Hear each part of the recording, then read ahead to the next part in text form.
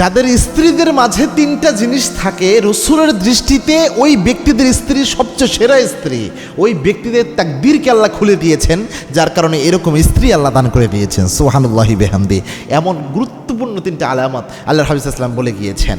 আল্লাহর হাবিবকে একদা জিজ্ঞেস করা হলো, আইয়ুন নিসাই খায়র ইয়া রাসূলুল্লাহ, হে আল্লাহর রাসূল, হে আল্লাহর নবী, এই দুনিয়াতে যত নারী রয়েছে, যত স্ত্রী রয়েছে, এর মাঝে সবচেয়ে শ্রেষ্ঠ স্ত্রী কারা?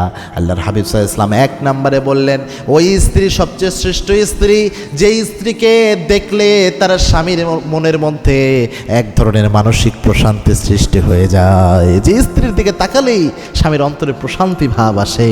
আর স্ত্রীকে দেখলে হাজার পেরেশানি বাহিরে থাকে, টেনশন থাকে, স্ত্রীর কাছে গেলে সব টেনশন ভুলে যায়, পেরেশানি ভুলে যায়। এরকম বিনয়ী, এরকম নম্রতা, এরকম চমৎকার আচরণ, এরকম চমৎকার বৈশিষ্ট্য যে স্ত্রীরা নিজের মধ্যে ধারণ করতে পারে, যে তার কাছে এসে তার স্বামী মানসিক প্রশান্তি পাবে, মানে শারীরিক যেইভাবে প্রশান্তি পায় এরকমভাবে ওই স্ত্রী নিজেকে তৈরি করে নিয়েছে।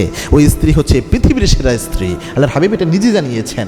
দুই নম্বর আল্লাহর হাবিব ইসলাম বর্ণনা করেছেন যে যেই স্ত্রী তার স্বামী যে কোনো আদেশ করলো ওই আদেশটা পুঙ্খানুপুঙ্খ মেনে চলে, ওই আদেশটা মেনে চলার চেষ্টা করে, এরকম স্ত্রী হচ্ছে এই দুনিয়ার সেরা স্ত্রী। তবে হারাম কোনো আদেশ আপনার স্বামী করলে ওটা মানা আপনার জন্য জরুরি না, জায়েজও না। আল্লাহ রাব্বুল আলামিন জানিয়েছেন, লা তুআতুল মাখলুক ফিল মাসিয়াতিল খালিক, আল্লাহর নাফরমানি করে কোনো সৃষ্টির অনুগত্য করতে পারবেন না, এটা স্বামী হোক, আব্বা হোক, যেই হোক না কেন।